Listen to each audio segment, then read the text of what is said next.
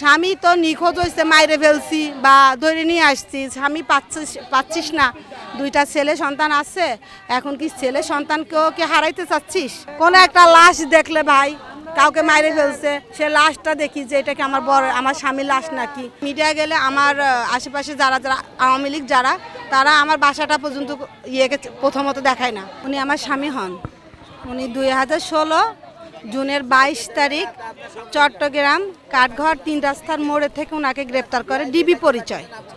তো ডিবি পরিচয়, তখন আমি পরিচয় জানতে চাই, প্রথম বলতে চাই আমরা ডিবি থেকে আসছি, কি অপরাধে, তখন তারা আমাকে কিছু বলে না। আমার 2টা সন্তান ছিল আমার কাছে, না থাকার পরে বলতেছে আপনার হাজব্যান্ডকে আমরা ছেড়ে দেব, ছেড়ে দিয়ে বলবে পিক আপে তোলে, যে মানুষটা পিক আপে তোলে আমি ওকে চিনি না, আমি কাউকেই চিনি না। সেখানে ডিবি পরিচয় নিয়ে যায়। তারপরে হচ্ছে আমি ডিবি অফিসে তার 2 দিন পরে যাই, 1 দিন পরে কি 2 দিন পরে যাই। তো তখন যাওয়ার পরে আমাকে বলে যে অফিসারের কাছে গেছে, আমার নামটা খেয়াল নেই, উনি আমাকে বলে যে আপনার স্বামীকে তো আমরা ধরি নাই, কারণ ডিবি তো একটা না, কয়েকটা গ্রুপ আছে নাকি তাদের, তো তারা ধরছে নাকি, আপনি খোঁজ খবর রাখেন। আর আমি যতটুকু জানতে পারলাম আপনার স্বামী তো ইয়েতে চলে গেছে, ইন্ডিয়া চলে গেছে।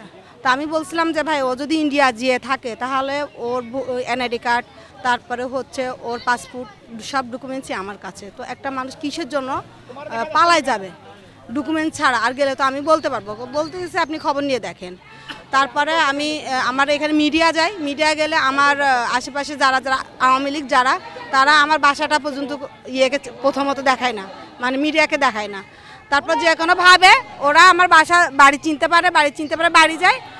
আমি 7 দিন পরে, মনে হয় 7 দিন কি 5 দিন পরে আমি আমার রাঙ্গুনিয়া থানা যাই, চট্টগ্রাম রাঙ্গুনিয়া থানায় যখন যাই, তখন দেখতেছি আপনার ওই দারোয়ানের মতন কতগুলো পুলিশ থাকে, যারা আপনার পাহারা দেয় আর কি।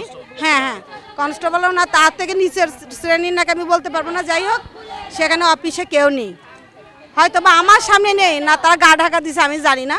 তো আমি বলে আপনার কেন আসছেন, কিসের জন্য আসছেন? আমার স্বামী এরকম ধরে নিয়ে গেছে, আমি একটা সাধারণ একটা ডায়েরি করতে চাই, আমি তো কাউকে চিনি না, ডিবি। তো বলতেছে কি আপনার স্বামীর নাম কি? তখন আমি বললাম যে আমার স্বামীর নাম কামরুল ইসলাম শিকদার মুসা। তো বিএমপি করে, ওইখানকার ছেলে, কম বেশি তো সবাই চিনে। তাহলে তখন বলতেছে আপনি চলে যান, আপনি অন্য জায়গায় দেখেন, যেখানে আপনার হাজব্যান্ডকে ধরছে কাঠঘর 3 রাস্তার মোড়ে, সেইখানে যান। তো সেখানে তো আমি কাঠঘর কোথাও চিনি না। আমি তারপরে গেছি ডিবি অফিসে গেছি, যেখানে গেছি আমি কোথাও কোনো সন্ধান পাইনি। একদম শেষ পর্যায়ে নয়, তার মাঝেও আমাকে ফোন দেয়, তখন আমার ফোনগুলো নিয়ে ফেলে। ওই যারা ধরছে ডিবি পরিচয়, তারাই আমার ফোনগুলো নিয়ে ফেলে। আমার কোনো নাম্বার ফোন ছিল না।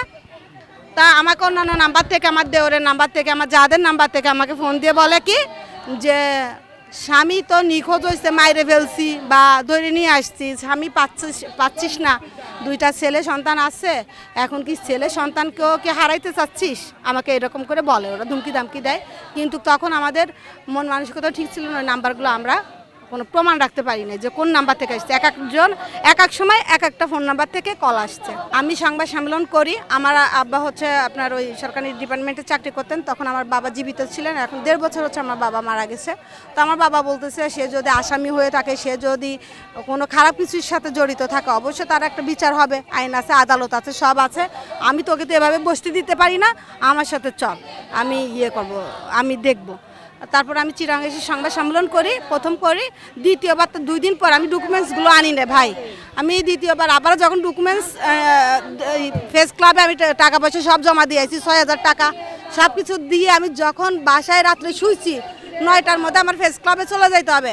আমার সে 9টার থেকেই ফোন আসতেছে, আমার আব্বার ফোনে আসতেছে, আমার দেওরদের ফোনে আসতেছে। দেওর একটা ছিল, আরগুলো ছিল না, আরগুলোকে ধরে ফেলছিল, ওর বাইকে বাঁচছিল না, ধরে ফেলছিল।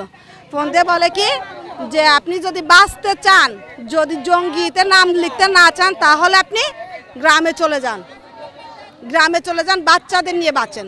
আর যদি আপনি বাচ্চাদের হারাইতে চান, ফ্যামিলির কাউকে হারাইতে চান, তাহলে আপনি এটা করেন। তখন যেটা বললো, তখন এই কথা বলার পরে শ্বশুরবাড়ি থেকে সাপোর্ট দেয়নি, কারণ ওর ভাই নিখোঁজ। এখন শ্বশুরবাড়ি থেকে সাপোর্ট দেয়নি কিসের জন্য? আমার স্বামী নিখোঁজ। এখন যদি আমার দেওরদেরকে একবার ধরে যদি আবারও যদি তাদেরকে নিখোঁজ করে ফেলে, সে ভয়ে আমাকে ওই সংবাদ সম্মেলনটা করতে দেয়নি। এই পর্যন্ত আমি কোনো একটা লাশ দেখলে ভাই কাউকে মাইরে ফেলছে, সে লাশটা দেখি যে এটা কি আমার স্বামীর লাশ নাকি। আমি কোথাও যাই, কোনো ন্যায় বিচার পাই না। আমি শেষ পর্যায়ে আমি ইয়েতে যাই, 2019 সাল কি 20 সাল পেপারগুলো আছে, ওই পিবিআইতে যাই। তখন পিবিআইতে যাওয়ার পরে আমি সব কিছু খুলে বলি ওনাদেরকে।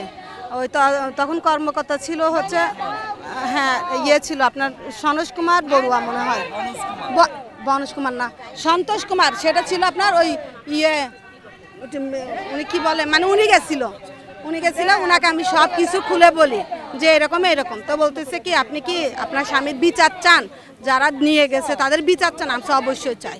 তো তাহলে আপনার এখানে আসে লিখিত দিতে হবে, মানে বলতে হবে কি কি হয়েছে।